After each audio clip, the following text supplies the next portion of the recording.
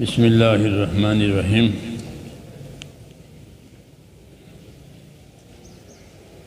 الحمد للہ رب العالمین والصلاة والسلام علی سید المرسلین وعلی آلہ وصحبہ اجمعین۔ اللہم صلی علی نبینا محمد۔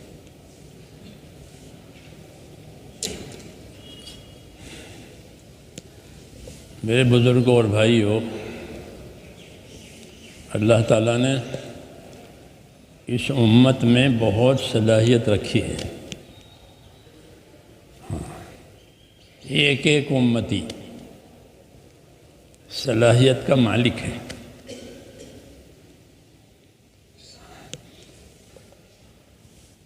نبی یہ چاہتے ہیں کہ ان کی صلاحیتیں جو ہیں، امت کی صلاحیتیں حق پر لگیں۔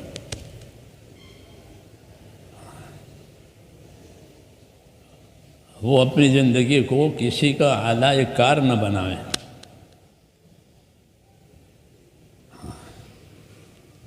کیونکہ جب آدمی اپنی زندگی کو مقصد پر نہیں لگائے گا تو وہ کسی کا اعلی کار بنے گا یا اپنے نفس کا غلام بنے گا، اپنی خواہش کے تابع ہوگا۔ جی ہاں، اس لیے اپنی صلاحیتوں کو امانت سمجھنا ہے۔ اللہ نے ایسے ہی بنایا ہے آدمی کو۔ ایک ایک آدمی ایک دنیا ہے، یہ کہتے ہیں کہ دنیا میں کیا نہیں ہے، ایسے ایک ایک آدمی ایک دنیا ہے۔ اتنی طاقت اللہ نے اس میں رکھی ہے۔ ہاں، اور یہ طاقت ساری کی ساری مقصد پر لگنے کے لیے ہے۔ بہت طاقت دی ہے۔ یوں پیدا تو یہ کیا کہ ہم نے انسان کو کمزور پیدا کیا۔ جی ہاں، وہ کمزور ہے، اس کی بناوٹ میں یہ کمزور ہے، لیکن اس میں صلاحیت اتنی ہے کہ یہ فرشتوں سے بھی آگے جائے گا۔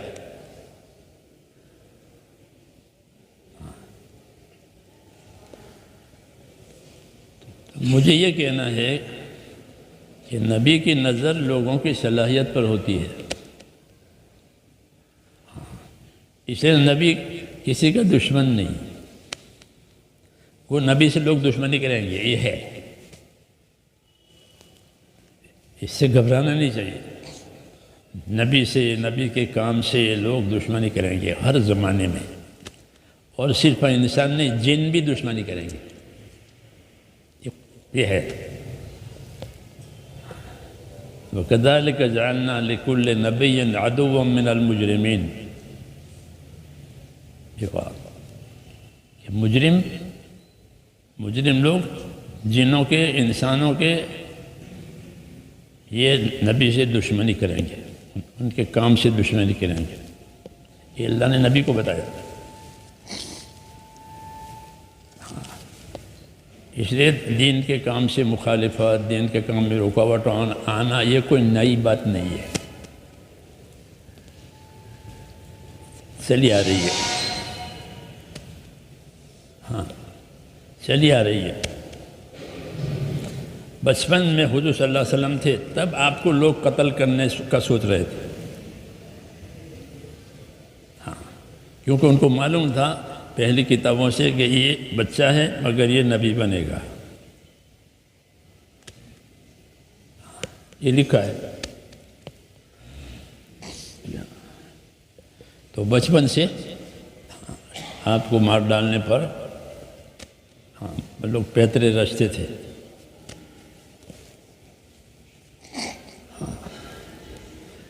آخر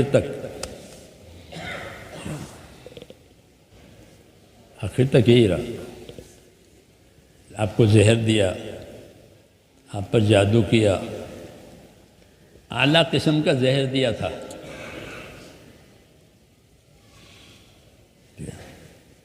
بہت سخت زہر تھا۔ جیسے کوئی آدمی نے کوئی غلط چیز کھا لی ہو تو موسموں میں وہ چیز اثر کرتی ہے۔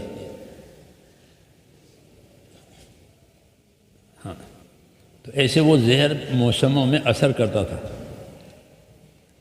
جو خیبر میں آپ کو دیا تھا ہر سال ایسے زہر تھا وہ۔ یہ جادو کیا تھا، وہ بھی اعلیٰ قسم کا تھا، رقم دی تھی جادو والے کو، 3 دینار دیے تھے سونے کے۔ تو وہ جادو بھی بہت تیز تھا، 6 مہینے تک رکھا اس کا اثر۔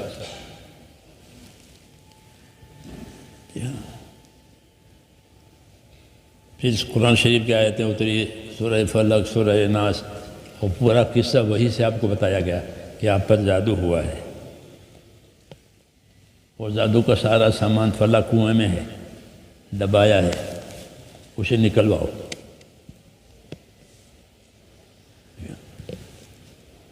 تو یہ میں اس لیے کہہ رہا کہ یہ چیز پرانی ہے۔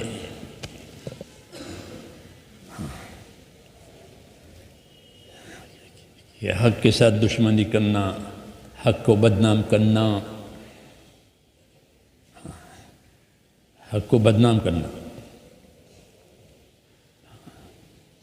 حالانکہ یہ دین حق ہے، سچا ہے، کتاب سچی، اللہ سچا، رسول سچا، سب سچا، پھر بھی کیچڑ اڑانا۔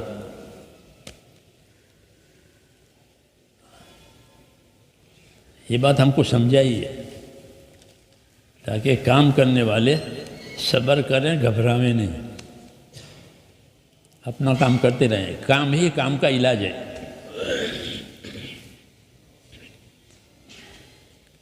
کام کا علاج کام چھوڑنا کام کا علاج نہیں، کام ہی کام کا علاج ہے۔ کہ کام کریں گے تو علاج ہو جائے گا، کہ کام کا علاج ہے۔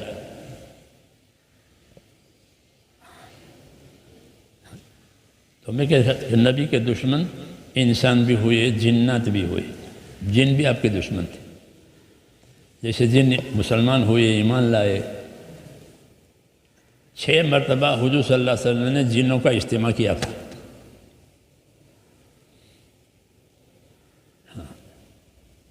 ان کے مجمع میں جا کر کے ان کو تبلیغ کی ہے، اسے 6 مرتبہ ہوا تھا۔ کیونکہ آپ جنوں کے لیے بھیجے گئے ہیں اور انسانوں کے لیے بھی بھیجے گئے ہیں، اس لیے جن ایمان لائے تھے، اپنے مسائل بھی لاتے تھے حضور کے پاس، جیسے آپ لوگ مسائل لاتے ہیں، بھئی یہ ہو گیا کیا کریں، ہوتا ہے نا، اپنے بڑوں کے پاس مسائل لے جاتے ہیں، بھئی یہ مسئلے ہیں، اس کے بارے میں بتائیے ہم کیا کریں، وہ بھی لاتے تھے۔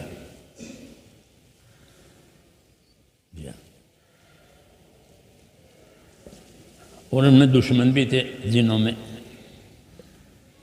دشمنی کرنے والے۔ تو یہ کوئی نئی بات نہیں ہے۔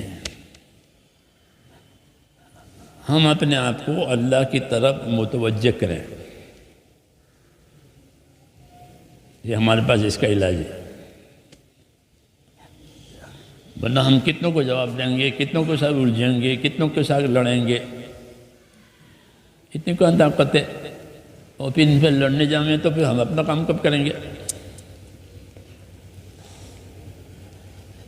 سمجھدار آدمی نہیں الجھتا، صبر کرتا۔ حضرت مجدد رحمۃ اللہ علیہ ہمارے بزرگوں میں سے ہیں، جو سرہند میں دفن ہیں، ان کے ذریعے سے اللہ نے بہت کام لیا ہے اس ملک میں، لیکن ان کی بھی شکایتیں گئی بادشاہ کے پاس۔ جہانگیر کی حکومت تھی تو جہانگیر نے جیل میں بند کر دیا مجدد صاحب کو، گوالیر میں۔ تو مجدد صاحب کے مرید اور ان کے شاگرد بہت تھے، اکیلے نہیں تھے وہ۔ تو شاگردوں نے، مریدوں نے کہا کہ ظلم ہو گیا کہ آپ کو بند کر دیا، ہم بادشاہ کو قتل کریں گے۔ جوش ہوتا ہے نا کہ وہ کیا سمجھتا ہے اس کے باپ کا ملک ہے. یہ ہمارے زمانے میں ہم جہانگیر کو قتل کریں گے تو اس نے کیا سمجھ لیا؟ تو حضرت مجدد صاحب نے فرمایا کہ اس کو قتل مت کرو. یہ کیوں کہ جب تم اس کو قتل کرو گے تو ملک میں فتنہ ہوگا، کیونکہ اس کے بھی حامی ہیں، بادشاہ کے بھی حامی ہیں. جو تم میرے حامی ہو، میری حمایت، وہ ان کی بھی حمایتی ہے، تو پھر فتنہ ہوگا. تو ہم کو فتنہ کی آگ بجھانی پڑے گی، اپنا کام نہیں کر سکیں گے. یہ مجھے اپنا کام کرنے دو. یہ حکمت کی بات کہی کہ پھر آگ لگے تو پھر آگ بجھانی پڑے گی، پھر کام کا ہوگا. اس لیے کہا کہ اس کو تو محل میں رہنے دو، جہانگیر کو مجھے جیل میں رہنے دو. دیکھو اللہ کیا کرتے ہیں. اور تم اس کو مار ڈالو گے تو پھر تم میرے حمایتی اس کی حمایتی لڑیں گے تو نتیجہ ہوگا کہ آگ لگے گی، تو پھر مجھے آگ بجھانی پڑے گی، میں اپنا کام کروں گا.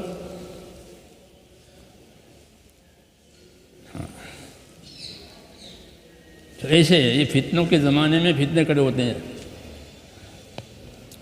تو فتنوں کی آگ بجھے گی تو اپنا کام نہیں ہونے کا.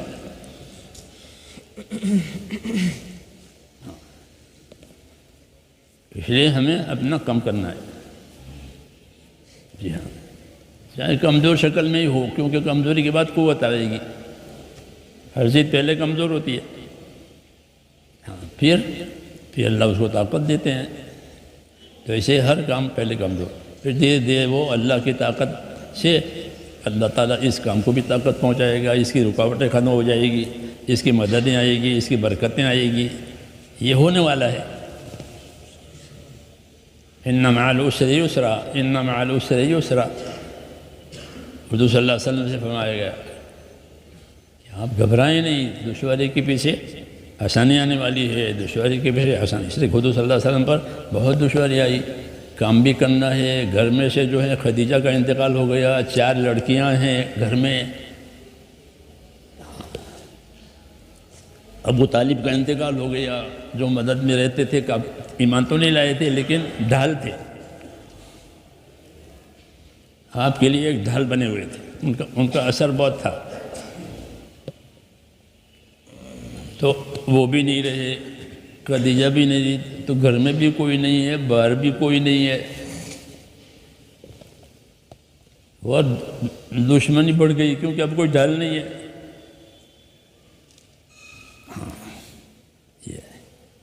اور حکم بھی آیا 3 سال کے بعد کہ کھل کے دعوت دیجئے، پہلے چھپ کے دعوت دیتے تھے. تو حکم آیا کہ کھل کے دعوت دو، اور گھر میں کوئی نہیں ہے، اور وہ ڈال جو بنے ہوئے تھے چچا وہ بھی اڑ گئے. ایسا ہوا ایک دم، دونوں صدمے آ گئے. اس لیے اس سال کو عام الحزن کہا گیا، غم کا سال. اب کون سہارا ہے کہ اللہ سہارا ہے، اللہ سہارا ہے. آپ کام کرو. واللہ یعصمک من الناس، اللہ لوگوں سے آپ کی حفاظت کرے گا. اللہ نے یہ کہا، اللہ لوگوں سے آپ کو بچائے گا، آپ کام کرو. واللہ یعصمک من الناس. جب یہ آیت اتری تو جو اپنی نگرانی کرتے تھے آپ کی حفاظت کے لیے، ان کو حضور نے چھٹی دے دی کہ تم چلے جاؤ. کیوں کہ میرے اللہ نے میری حفاظت کی ذمہ داری لے لی ہے.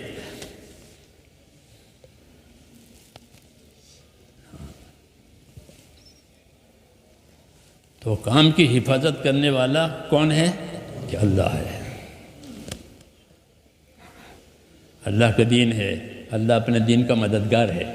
واللہ ناصر دینہ، حضور نے کہا کہ واللہ ناصر دینہ، اللہ اپنے دین کا مددگار ہے.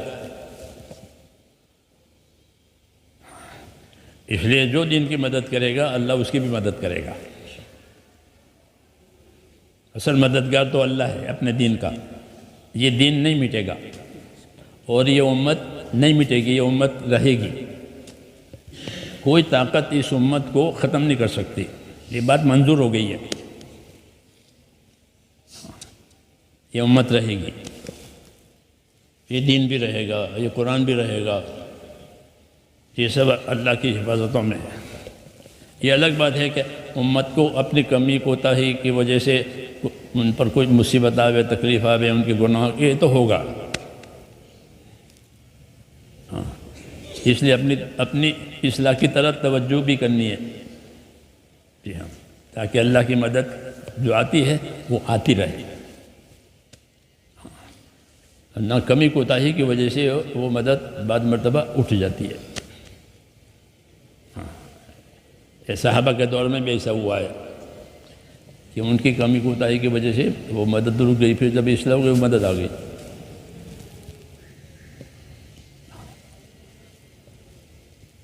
تو یہ کوئی انہونی بات نہیں ہے، ایسی چیزیں ہوتی رہے گی۔ نبیوں کے دشمن ہوں گے جنات بھی، نبیوں کے دشمن ہوں گے انسان بھی، یہ آپ کو پہلے سے بتایا گیا،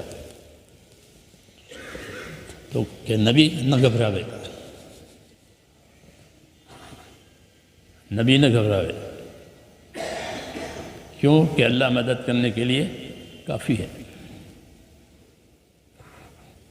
وَكَذَلِكَ جَعَلْنَا لِكُلِّ نَبِيٍّ عَدُوًّا مِّنَ الْمُجْرِمِينَ وَكَفَىٰ بِرَبِّكَ هَادِيًا وَنَصِيرًا، کہ اللہ مدد کے لیے کافی ہے، ہدایت دینے کے لیے اللہ کافی ہے، اسی کے حد میں ہے، یہ بتایا قیامت تک کے لیے اللہ جو چاہے گا وہ ہوگا۔ زمین آسمان میں کوئی دوسرا خالق نہیں ہے، کوئی دوسرا مالک نہیں ہے، یہ طے ہے بات۔ تو اس لیے میرے دوستو، میں یہ کہ امت میں اللہ نے بہت صلاحیتیں رکھی ہے، ایک ایک آدمی، اور نبی اپنی دعوت میں یہ چاہتا ہے کہ یہ صلاحیتیں حق پر لگے، نہیں تو یہ برباد ہو جائے گی۔ ہاں، دنیا کمانے میں، دنیا کے استعمال کرنے میں یہ برباد ہوگی، دنیا کی زینت کی وجہ سے برباد ہوگی یا دنیا داری کی محنت کی وجہ سے برباد ہوگی، کہ یہ صلاحیتیں حق پر لگ جائیں۔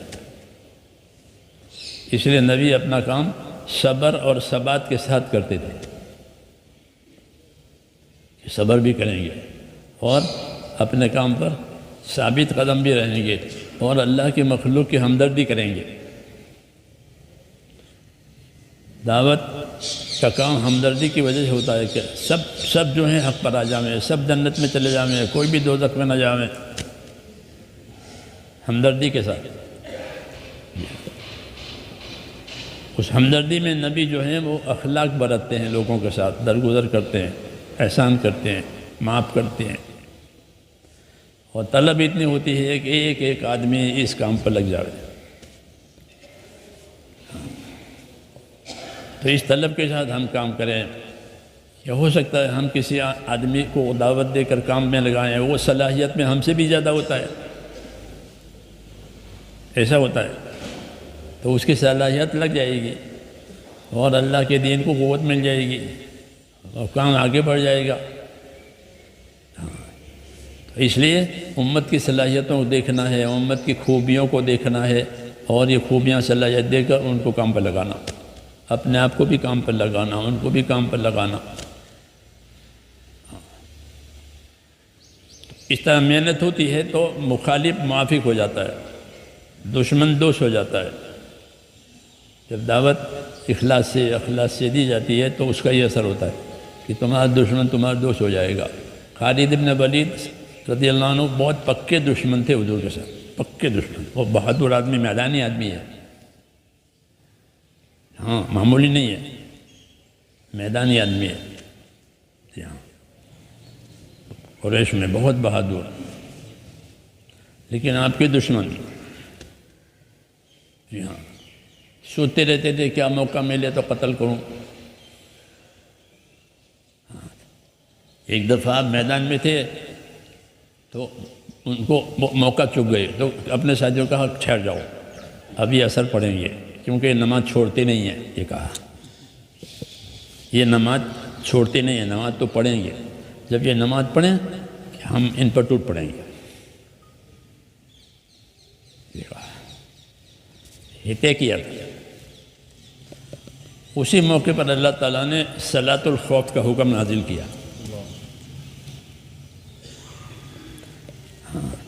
تو وہ قابو نہیں پا سکے آپ کی جماعت کو قتل کرنے پر، اور یہ کہنے لگے کہ ایسا معلوم ہوتا ہے کہ یہ آدمی جو ہے اس کی اوپر سے حفاظت ہوتی ہے، کہا یہ ان کا جملہ ہے، ان الرجل ممنوع، یہ آدمی ایسا ہے کہ اس کی حفاظت اوپر سے ہوتی ہے۔ اور یہ بات صحیح تھی، کیونکہ وہ سمجھدار آدمی تھے، خالی دشمن نہیں تھے، اس لیے حضور صلی اللہ علیہ وسلم یہ چاہتی تھی کہ اس کی صلاحیت حق پر لگے، دشمن ہے لیکن آپ ان کو پہچانتے تھے۔ تو جب حدیبیہ کے موقع پر آپ عمرہ کے لیے گئے اور صلح ہو گئی تھی گزشتہ سال کہ اس سال لوگ آئیں گے، عمرہ کریں گے، 3 دن کا ویزا ہے، اس کے بعد پھر ان کو نکالنا ہے 3 دن کے بعد، 3 دن کے لیے کہا تھا، 3 دن کا اپنا عمرہ کر لو، پھر تمہیں نہیں رہنے دیں گے، تو یہ قرار ہو گیا کہ 3 دن یہ مکے میں رہے۔ تو خالد کو یہ بات پسند نہیں تھی کہ یہ مکے میں آوے اور یہ عمرہ کرے، ہم تو وہ اپنے غیرت کے مارے مکے سے چلی گئی کہ ان کو میں دیکھنا نہیں چاہتا۔ جب حضور نے عمرہ کیا تو ان کے بھائی تھے ولید ابن ولید، وہ مخلص تھے، مومن تھے، ان سے پوچھا بھائی کہاں ہے، یہ پوچھا بھائی کہاں ہے، تو ان کو تو معلوم تھا کہ میرا بھائی جو ہے آپ کی وجہ سے چلا گیا ہے، لیکن صحابہ میں ادب بہت تھا، تو یہ نہیں کہا کہ یوں ہوئے کہ وہ آپ کی وجہ سے چلا گیا، بلکہ یوں کہا کہ یاتی بہ اللہ، یا رسول اللہ وہ تو ہے نہیں، اللہ اس کو لائے گا، اس طرح ایک جواب دیا۔ تو اس پر حضور نے فرمایا کہ اتنا سمجھدار آدمی ہے، اگر یہ اپنی صلاحیت ہمارے کام پر لگاویں تو ہم تو اس کی قدر کریں، ہم تو اس کو آگے آگے رکھیں، یہ بات فرمائی۔ ان کے بھائی نے وہ لکھ کر کے وہاں بھیجی جہاں وہ تھے، تو انہوں نے وہ پڑھا، وہ سمجھدار تو تھے ہی پہلے سے، خالی لڑنے والا آدمی نہیں تھا۔ تو جب یہ کہا کہ رسول صلی اللہ علیہ وسلم تو تیرے بارے میں یہ کہہ رہے ہیں اور تیرا یہ حال ہے، یہ پرچہ دے، تو جب انہوں نے پرچہ پڑھا تو نرم پڑ گئے۔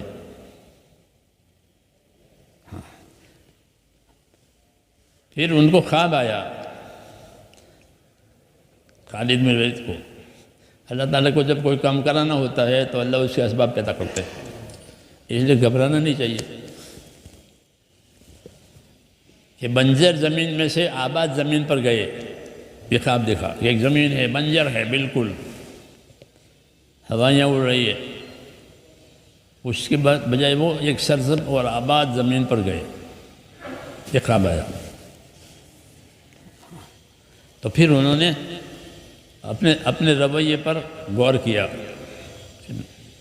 تو ان کو یہ سمجھ میں آیا کہ میری رائے جو ہے وہ صحیح نہیں ہے، اب مجھ کو اپنی رائے بدلنی چاہیے، اس لیے انہوں نے طے کیا کہ میں مسلمان ہو جاؤں گا۔ اور خواب کی تعبیر ابو بکر سے پوچھوں گا، ابو بکر خواب کی تعبیر بتاتے تھے۔ جی ہاں، تو پھر انہوں نے فیصلہ کیا کہ اب میں تو مدینہ جاؤں گا۔ سن 7 ہجری پوری ہو رہی تھی، ذی القعدہ میں اپنے عمرہ کیا تھا، 7 میں، تو پھر وہ ہجری 8 میں پھر انہوں نے مدینہ جانے کا فیصلہ کر لیا، اور ان کے جو دوست تھے اس کام کے ان سے ملے، عمرو بن عاص سے ملے، عثمان بن طلحہ سے ملے، یہ سب ان کا گروپ تھا بڑے بڑا.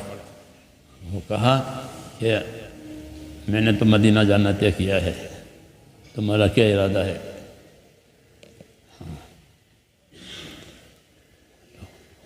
انہوں نے کہا کہ ہم بھی چلیں گے. پھر یہ تینوں پہنچ گئے مدینہ. حضور صلی اللہ علیہ وسلم کو خبر ہوئی کہ یہ آ رہے ہیں، تو حضور صلی اللہ علیہ وسلم فرمایا کہ مکے نے اپنے جگر بارے ڈال دیے، اب مکے میں کوئی جگر نہیں ہے، کوئی طاقت نہیں ہے، ختم. پھر حضور صلی اللہ علیہ وسلم ان کا استقبال کیا اور یہ لوگ ایمان لائے اور آپ کے ہاتھ پر بیعت ہوئے. جی ہاں، عمرو بن عاص نے بیعت کے لیے ہاتھ بڑھایا، پھر ہاتھ کھینچ لیا. تو فرمایا کیا بات ہوئی؟ کہ میں ایک شرط لگانا چاہتا ہوں بیعت میں، پھر آپ کے ہاتھ پر بیعت ہو جاؤں گا. کہ کیا شرط لگا؟ کہ میں نے بہت کچھ ایسی کارروائیاں کی ہے، اللہ مجھے معاف کر دے، اس پر میں بیعت کروں. تو حضور نے فرمایا کہ اللہ تمہارے اسلام لانے سے معاف کرے گا، اللہ تمہارے ہجرت کرنے سے معاف کرے گا، اللہ تمہارے حج کرنے سے معاف کرے گا، تمہارے لیے معافی ہے.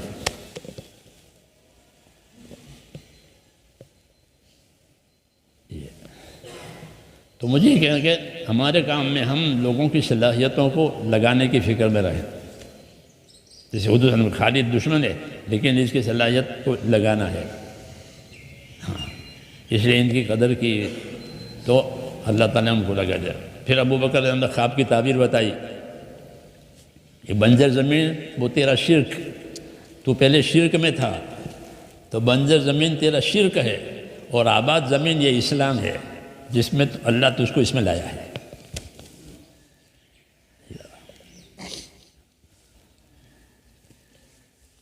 تو میں نے کہا اس امت میں اللہ نے بہت صلاحیتیں رکھی ہے، ایک ایک آدمی بس وہ اپنی صلاحیتوں کو حق پر لگاوے. یہ حدیث میں ہے الناس معادن کمعادن الذهب والفضة، کہ لوگ اپنی جگہ ایسے قیمتی ہیں جیسے سونے چاندی کی کانیں ہوتی ہیں زمین میں. ایسے ایک ایک آدمی سونے چاندی کی کان کی طرح قیمتی ہے. ہاں، کہ اگر یہ کام کرے گا تو بڑے بڑے کام کر لے گا، بڑے بڑے راستے کھول دے گا، اور بڑے بڑے لوگوں کے کام پر آنے کا ذریعہ بن جائے گا. اور ایک بات ہے میرے دوستو، سب سے زیادہ طاقتور تو اللہ ہے، قدرت والا ہے، وہ اپنے کام قدرت سے کرتے ہیں. اس لیے کہا کیا نبی کو بار بار ہدایت وَلَا تَتَّبِعْ أَهْوَاءَهُمْ وَلَا تَتَّبِعْ أَهْوَاءَهُمْ. قرآن آپ پڑھیں گے کہ وَلَا تَتَّبِعْ أَهْوَاءَهُمْ، اس کا ظاہر ترجمہ یہ ہوتا ہے کہ ان کے خواہش کی پیروی مت کرنا. تو نبی صلی اللہ علیہ وسلم ان کی خواہش کی کہاں پیروی کرتے تھے؟ مطلب یہ تھا کہ ان کی مخالفتوں سے متاثر مت ہونا. یہ کہا کہ ان کی آپ کی مخالفتیں ہوگی، کہ ان کی مخالفتوں سے متاثر مت ہونا. یہ نبی کو بار بار ہدایت. کیوں؟ کہ اصل مدد کرنے والا اللہ ہے، وہ آپ کے ساتھ ہے. ایسے آج بھی ہے کہ اصل مدد کرنے والا کون ہے؟ کہ وہ تو اللہ ہے، کہ وہ تو اللہ کام کے ساتھ ہے، کہ جو کام کرے گا اللہ اس کی مدد کرے گا، جو کام کرے گا اللہ اس کی مدد کرے گا. تو یہ کام میرے دوستو اللہ کی مددوں سے چلا ہوا ہے. ہر زمانے میں اللہ نے کام کرایا ہے اپنے بندوں سے، اپنی مدد سے کرایا ہے. کام کے ساتھ اللہ کی مدد ہے، اس میں کوئی شک نہیں ہے. مولانا الیاس صاحب فرماتے تھے جو کام کرے اور اللہ کی مدد کا یقین نہ کرے وہ فاسق ہے.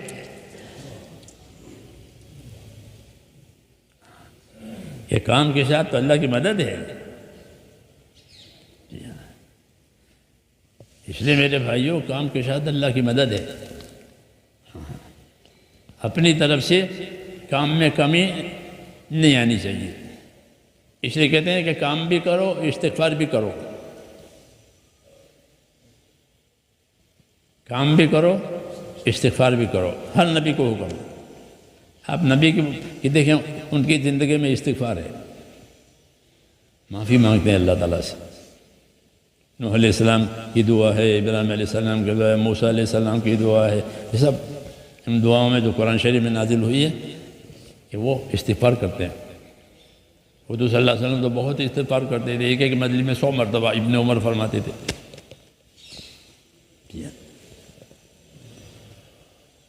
تو استغفار بھی کریں، اللہ سے معافی مانگیں۔ استغفار کے وظیفہ کی بات نہیں ہے، بلکہ اللہ سے معافی مانگنی ہے، قصور معاف کرانے ہیں کہ اللہ ہمارا کوئی قصور ہے، وہ ہے ہی قصور، کون کہتا کہ قصور نہیں ہے، تو آپ ہمارے قصور معاف فرما دیں۔ اہتمام سے اللہ سے اپنے قصوروں کی معافی مانگے تنہائیوں میں، اہتمام سے تنہائیوں میں اللہ سے دعا مانگے، اللہ سے مدد مانگے، اللہ سے آخرت مانگے، کہ دعا مومن کا ہتھیار ہے، دعا مومن کا ہتھیار ہے۔ اللہ نے یہ ہتھیار ہر ایمان والے کو دیا ہے کہ اس کو زندگی میں حالات آئیں گے، اس حالات کا مقابلہ کرنا پڑے گا، تو حالات کا مقابلہ کس سے کرے کہ دعا سے۔ اسے اللہ تعالیٰ نے قرآن پاک میں بتایا کہ میں نے دعا سے، بندوں کی دعا پر بڑے بڑے کام کیے ہیں، بڑے بڑے کام۔ دعا کی ابتدا آدم علیہ السلام سے ہوئی ہے۔ آدم علیہ السلام کا مسئلہ مشکل ہو گیا، جنت میں بھول ہو گئی تو جنت میں پریشان ہو گئے۔ ہاں، کون مدد کرے؟ اللہ نے منع کیا تھا کہ اس کے درخت کے پاس نہیں جانا، وہ کھا لیا، شیطان کے نے ایسا چکمہ دیا۔ اب اللہ کی طرف ہے کہ میں نے منع نہیں کیا تھا، یہ آئی تمہیں کہ میں نے منع نہیں کیا تھا، اب کون بچاوے؟ تو پھر اللہ نے ہی دعا سکھائی، معافی کی دعا اللہ نے ہی سکھائی۔ فَتَلَقَّى آدَمُ مِن رَبِّهِ كَلِمَاتٍ، اللہ نے آدم علیہ السلام نے اللہ تعالیٰ سے کچھ کلمات لے لیے، سیکھ لیے، اس کلمات سے دعا مانگی، ربنا ظلمنا انفسنا، وہ دعا سکھائی۔ یہ دعا اللہ نے سکھائی کہ یہ دعا مانگو تاکہ تمہارا قصور معاف ہو جائے۔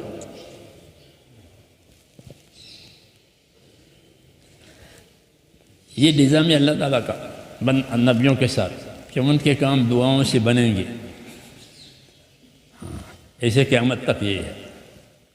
اس لیے کہا ہے ایمان والوں کو دعاؤں کا ہتھیار دیا ہے کہ اپنی دعائیں مانگیں، دعائیں سیکھیں کہ کیا مانگنا ہے اس وقت، دعائیں مانگیں کہ دعا بڑی چیز ہے، کہ دعا سے اللہ نے بڑے بڑے کام کیے ہیں پہلے زمانے میں۔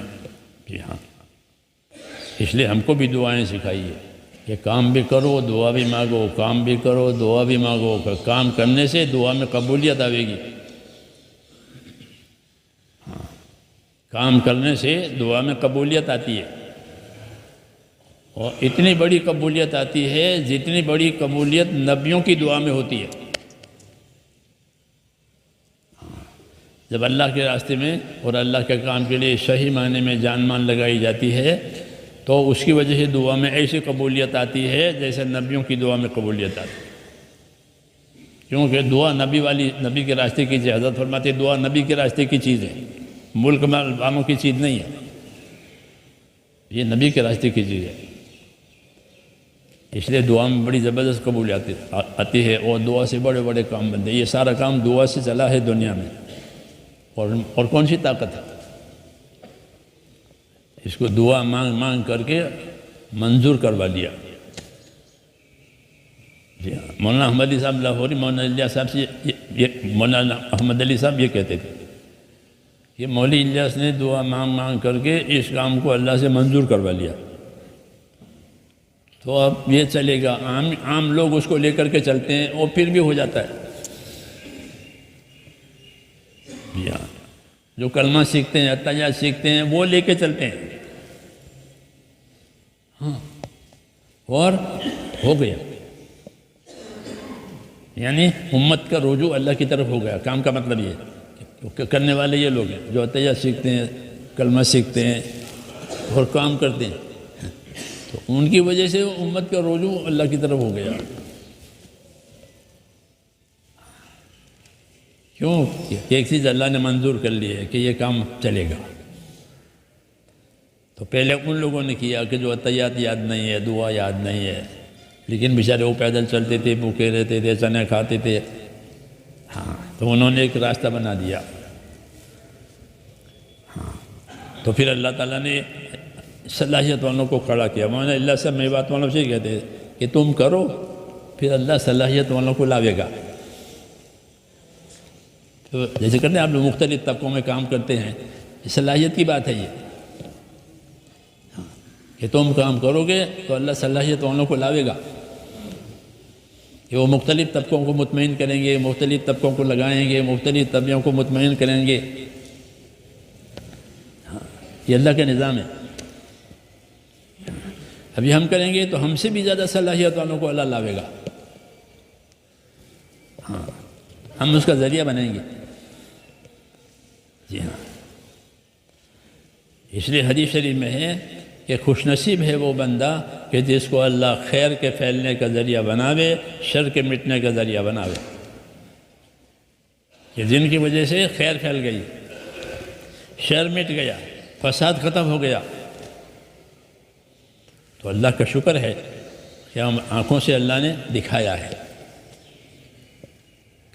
کہ مختلف طبقے کام پر آئے اور ان کی زندگیوں میں خیر آئی، وہ عبادت بھی کرتے ہیں، وہ خدمت بھی کرتے ہیں امت کی اپنی جان مال سے۔ جی ہاں، امت کی خدمت کرتے ہیں، امت سے فائدہ نہیں اٹھاتے بلکہ امت کی خدمت کرتے ہیں۔ ایسے ڈاکٹر پیدا ہوئے کہ دوا بھی دے اور مریض کو پیسے بھی دے، یہ دوا بھی لے جا اور یہ پیسے لے جا۔ مجھے کہہ رہے تھے کہ ہمارے ایک دوست ہیں ماشاءاللہ کام میں لگے ہوئے ہیں، کہ مریض آیا، کسی موقع پر انہوں نے ایک بات سنائی تھی بات میں کہ مریض آیا، ٹی بی کا مریض، آخری اسٹیج، اس کی ٹی بی کا آخری اسٹیج تھا، مجھے کہا بس ہے کیا نہیں، بہت کمزور ہو گیا تھا، لیکن میں نے اس کو دوا بھی دی اور پیسے بھی دیے۔ پیسے اس لیے دیے کہ دودھ انڈا استعمال کرنا تاکہ قوت آوے، لیکن وہ مر گیا، مجھے سبق دے گیا، یوں کہا ہے کہ کیا سبق دیا؟ یہ غریب آدمی تھا، مجھے معلوم نہیں کہ غریب آدمی ہے، میں نے اس کو حالت تو اس نے نظر آئی تو دودھ اور انڈا ٹی بی کی بیماریوں کے لیے، قوت کے لیے دیے، لیکن غریب آدمی تھا، گھر گیا تو گھر والوں نے کہا کہ راشن کے پیسے نہیں ہے، تو انہوں نے کہا ڈاکٹر صاحب نے پیسے دیے ہیں، دودھ انڈے کا اس کے راشن لیا ہو، اور بعد میں وہ مر گیا کہ مجھے پچھتاوا ہوا، زیادہ پیسے دیتا تو راشن بھی آ جاتا اس کا۔ تو ایسے ڈاکٹر پیدا ہو گئے۔ اس کو اخلاق کہتے ہیں۔ کیا کہتے ہیں؟ کہ دعوت نے یہ اخلاق پیدا کی ہے کہ بجائے کہ اس کی مجبوری سے لوگوں کی مجبوریوں سے کمانا، یہ تو دنیا کا رواج ہے، کہ مجبور ہے کہاں جائے گا، یہ تو دنیا کا رواج ہے۔ یہ اس رواج پر نہیں ہے کہ یہ مجبور ہے، مجھے اس کی مدد کرنی ہے۔ اخلاق جو کہتے ہیں کہ جو اپنے بھائی کی پریشانی دور کرے گا اللہ اس کی پریشانی دور کرے گا، جو اپنے بھائی کی مدد کرے گا اللہ اس کی مدد کرے گا، جو اپنے بھائی کی پریشانی میں اپنے بھائی کی مدد نہ کرے خدا بھی اس کی پریشانی میں اس کی مدد نہیں کرے گا۔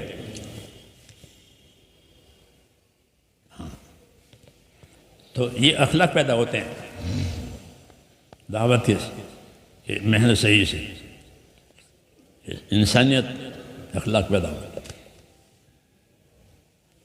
اور ایک تو بہت نمایاں کہ اس محنت کے ذریعے سے اللہ کے فرائض زندہ ہو رہے ہیں۔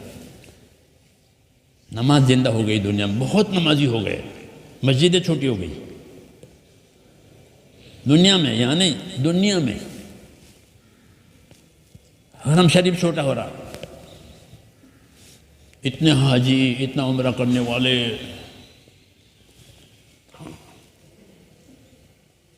ایک دفعہ میں کھڑا تھا، ہمارے ایک ساتھی تھے ڈاکٹر سعید رانا، شاید اب نہیں ہے وہ، تو وہ حرم کے امام سے بات کر رہے تھے کہ دیکھو یہ مجمع، یہ جانتے ہیں آپ، یہ تبلیغ کی وجہ سے ہے.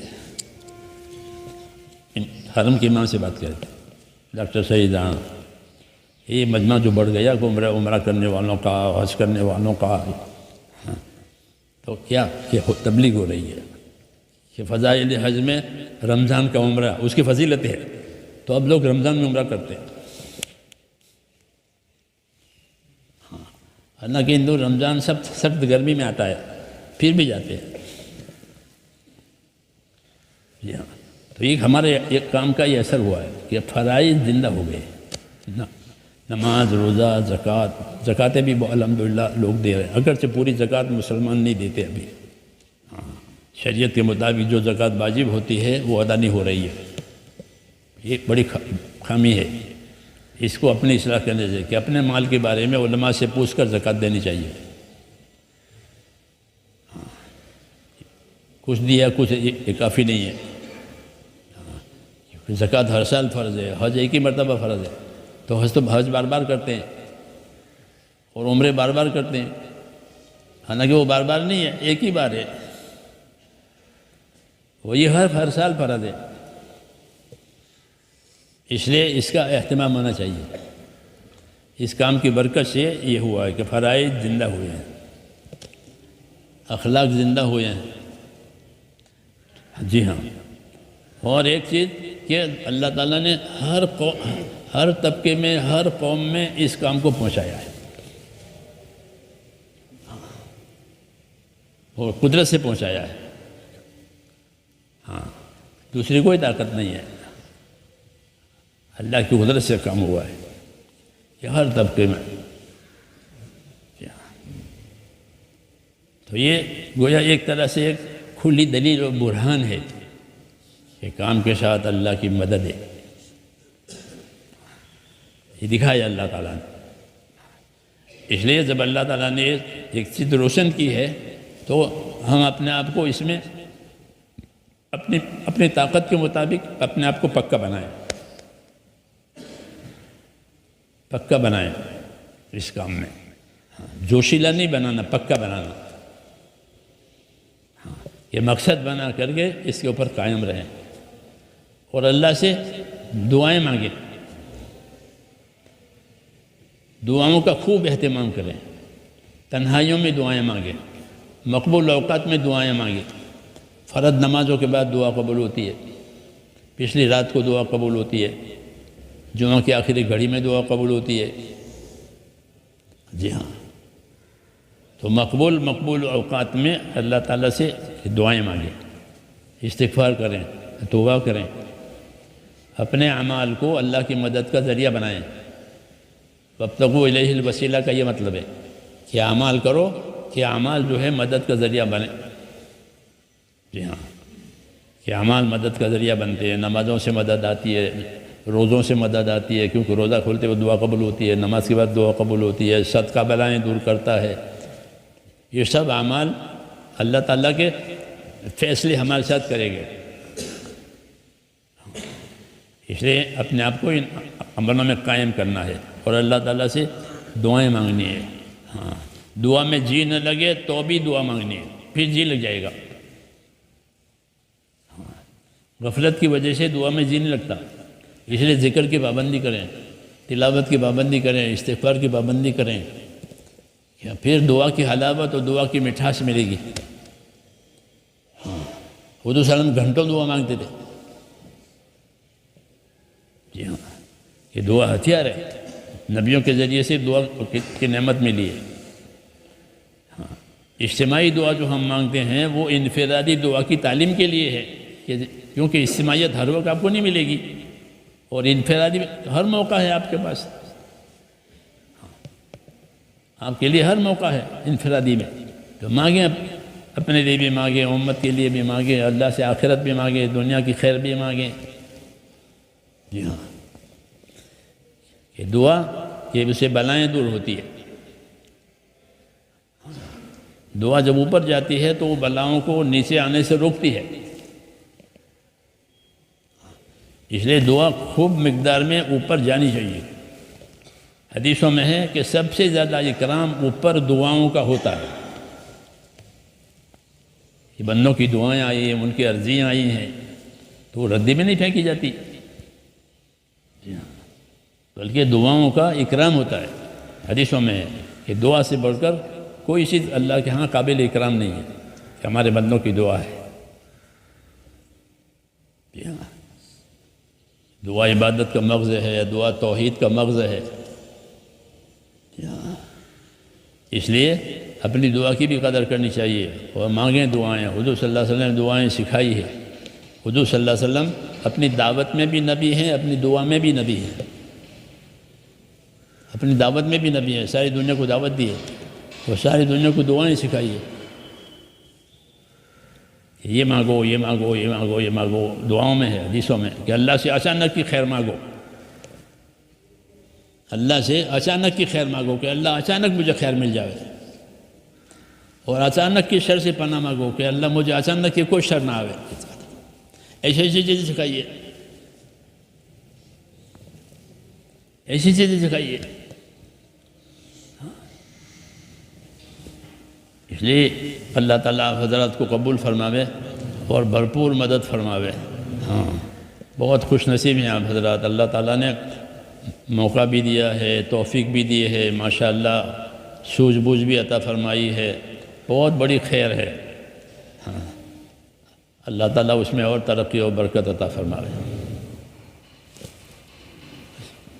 کچھ کہنا مانگیں دعا اللہ تعالیٰ سے. بسم اللہ الرحمن الرحیم. اللہم لک الحمد کلہ ولک الشکر کلہ ولک الملک کلہ بیدک الخیر کلہ. اللہم الیک یرجع الامر کلہ لا الہ الا اللہ وحدہ لا شریک لہ لہ الملک ولہ الحمد ویحیی ویمیت وہو علی کل شیء قدیر. اللہم صلی علی سیدنا محمد وعلی آل سیدنا محمد كما صليت على إبراهيم وعلى آل إبراهيم إنك حميد مجيد. اللهم بارك على سيدنا محمد وعلى آل سيدنا محمد كما باركت على إبراهيم وعلى آل إبراهيم إنك حميد مجيد. اللهم زينا نبينا محمدا صلى الله عليه وسلم بما هو أهله وزي الأنبياء كلهم خيرا وسلام على المرسلين والحمد لله رب العالمين. ربنا ظلمنا أنفسنا وإن لم تغفر لنا وترحمنا لنكونن من الخاسرين. ربنا ظلمنا أنفسنا وإن لم تغفر لنا وترحمنا لنكونن من الخاسرين. ربنا ظلمنا أنفسنا وإن لم تغفر لنا وترحمنا لنكونن من الخاسرين. ربنا إننا آمنا فاغفر لنا ذنوبنا وقنا عذاب النار. اللهم اغفر لي ولوالدي واغفر يا رب لجميع المؤمنين والمؤمنات والمسلمين والمسلمات الأحياء منهم والأموات ولإخواننا الذين سبقونا بالإيمان ولا تجعل في قلوبنا غلا للذين آمنوا ربنا إنك رؤوف رحيم. اللهم اشرح صدورنا للإسلام. اللهم حبب إلينا الإيمان وزينه في قلوبنا وكره إلينا الكفر والفسوق والعصيان. اللهم اجعلنا من الراشدين. اللهم اجعلنا من الراشدين. اللهم اجعلنا من الراشدين. اللهم أقبل بقلوبنا إلى دينك وأقبل بقلوب جميع المسلمين إلى طاعتك. اللهم إن قلوبنا ونواسينا وجوارحنا بيدك لم تملكنا منها شيئا وإذا فعلت ذلك بنا فكن أنت ولينا واهدنا إلى سواء السبيل. اللهم اهدنا إلى سواء السبيل. اللهم اهدنا إلى سواء السبيل. اللهم اهدنا إلى سواء السبيل. اللهم لا تزغ قلوبنا بعد إذ هديتنا وهب لنا من لدنك رحمة إنك أنت الوهاب. ربنا أرنا الحق حقا وارزقنا اتباعه وأرنا الباطل باطلا وارزقنا اجتنابه. يا حي يا قيوم برحمتك أستغيث أصلح لنا شأننا كله ولا تكلنا إلى أنفسنا طرفة عين ولا تنز منا صالح ما أتيتنا. اللهم لا تنز منا صالح ما أتيتنا. اللهم لا تنز منا صالح ما أتيتنا. اللهم زدنا ولا تنقصنا وعافنا واعف عنا. ربنا اللهم انصر من نصر دين محمد صلی اللہ علیہ وسلم واجعلنا منہم اللہم انصر من نصر دین محمد صلی اللہ علیہ وسلم واجعلنا منہم اللہم انصر من نصر دین محمد صلی اللہ علیہ وسلم واجعلنا منہم اللہم أید الاسلام وانصارہ اللہم أید الاسلام وانصارہ اللہم أید الاسلام وانصارہ وأذل الشرک وأشرارہ اللہم أذل الشرک وأشرارہ اللہم انا نجعلک فی نحورہم ونعوذ بک من شرورہم اللہم اکفناہم بما شئت اللہم اکفناہم بما شئت اللہم اکفناہم بما شئت ربنا لا تجعل مصیبتنا فی دیننا ولا تجعل الدنیا اکبر ہمنا ولا مبلغ علمنا ولا غایت رغبتنا ولا تسلط علینا من لا یرحمنا اللہم لا تسلط علینا من لا یرحمنا اللہم لا تسلط علینا من لا یرحمنا ربنا لا تجعلنا فتنة للقوم الظالمین ونجنا برحمتك من القوم الكافرین فاطر السماوات والارض انت ولینا فی الدنیا والآخرہ توفنا مسلمین والحقنا بالصالحین غیر خزایا ولا ندامہ ولا مفتونین اے اللہ ہماری مغفرت فرما اے اللہ ہماری مغفرت فرما ہم پوری امت تیرے دربار میں قصوروار ہیں اے مولا ہم تو تیرے دربار میں اقراری مجرم ہیں ہم اپنے جرموں کو معاف فرما دے اے مولا ہماری اور پوری امت کی پوری مغفرت فرما ہماری اور پوری امت کی پوری مغفرت فرما اے مولا ہماری اور پوری امت کی پوری مغفرت فرما ہر فرد امت کی مغفرت فرما ایک ایک فرد امت کو اپنے کام کے لیے قبول فرما ایک ایک امتی کو اپنی ذمہ داری پر قائم فرما اور موت تک اخلاص اور استخلاص کے ساتھ تیرے کام پر اے اللہ ہم سب کو ثابت قدم فرما ہر خیر سے مالا مال فرما ہر شر سے ہر فتنے سے ہر بلا بیماری سے ہماری اور پوری امت کی پوری حفاظت فرما بھرپور اعانت فرما بھرپور اعانت فرما اے مولا آسانیاں مقدر فرما دشواریوں سے ہم تیری پناہ مانگتے ہیں ہم تیری آسانیوں کے عادی ہو چکے ہیں اے اللہ ہماری سادہ آسانی کا معاملہ فرما خیر کا معاملہ فرما اپنی تائید اور مدد شامل حال فرما پریشان حالوں کی پریشانیاں دور فرما بیماروں کو صحت عطا فرما اے اللہ ہمارے ساتھیوں کو بیماری سے شفا عطا فرما اے اللہ امت کو بیماریوں سے نجات دے اس کرب عظیم سے امت کو نجات دے اے اللہ اس کرب عظیم سے امت کو نجات دے ہم کو ہمارے ساتھیوں کو اور کام کرنے والوں کو خصوصاً عام امت کو اس ابتلا سے نجات دے کر کشائش فرما دے خیر فرما دے عافیت کا معاملہ فرما دے ثبات قدمی عطا فرما دے جب تک زندگی باقی ہے تیرے حکم پر گزروا دے مرنے کا وقت آوے تو اے اللہ ایمان کامل پر خاتمہ نصیب فرما موت اور ما بعد موت ہمارے لیے برکت مقدر فرما موت کے بعد کی ہلاکتوں سے حفاظت فرما موت کے بعد آنے والی ابدی رحمتوں سے ہمیشہ کے لیے مالا مال فرما اے اللہ جن بھائیوں دوستوں نے دعاؤں کے لیے لکھا کہا ہے ان کی جائز مرادیں پوری فرما ان کی دشواریوں میں آسانی فرما ان کی بیماریوں میں شفا عطا فرما ان کی ہر جائز ضرورت کو برکت کے ساتھ پورا فرما ربنا آتنا فی الدنیا حسنہ وفی الآخرۃ حسنہ وقنا عذاب النار ہماری اور ہمارے کام کی حفاظت فرما ہماری اور ہمارے دین کی حفاظت فرما پورے عالم میں یا اللہ اپنی حفاظت سے اپنی مدد سے دین کو دین کے کاموں کو مؤید اور منصور فرما ربنا تقبل منا انک انت السمیع العلیم وتب علینا انک انت التواب الرحیم وصلی اللہ تعالی علی خیر سبحان ربک رب العزت عما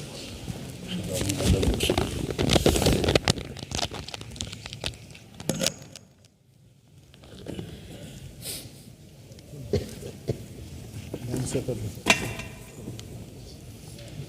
انسانوں پاگم بڑھ دیں بھائی تھوڑی ویسے لین کرو بسم اللہ الرحمن الرحیم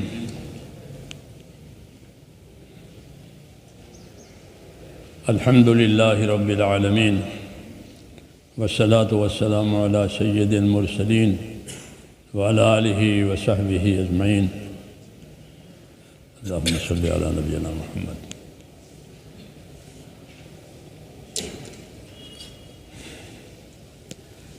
میرے بزرگوں اور بھائیوں اللہ تعالیٰ نے اس امت میں بہت صلاحیت رکھی ہے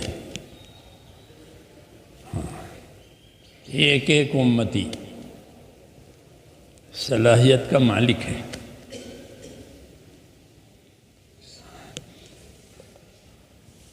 نبی یہ چاہتے ہیں کہ ان کی صلاحیتیں جو ہیں امت کی صلاحیتیں حق پر لگیں.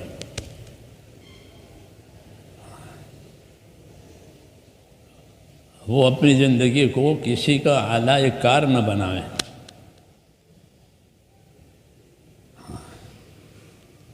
کیونکہ جب آدمی اپنی زندگی کو مقصد پر نہیں لگائے گا تو وہ کسی کا اعلی کار بنے گا یا اپنے نفس کا غلام بنے گا، اپنی خواہش کے تابع ہوگا. جی ہاں، اس لیے اپنی صلاحیتوں کو امانت سمجھنا ہے. اللہ نے ایسا ہی بنایا ہے آدمی کو. ایک ایک آدمی ایک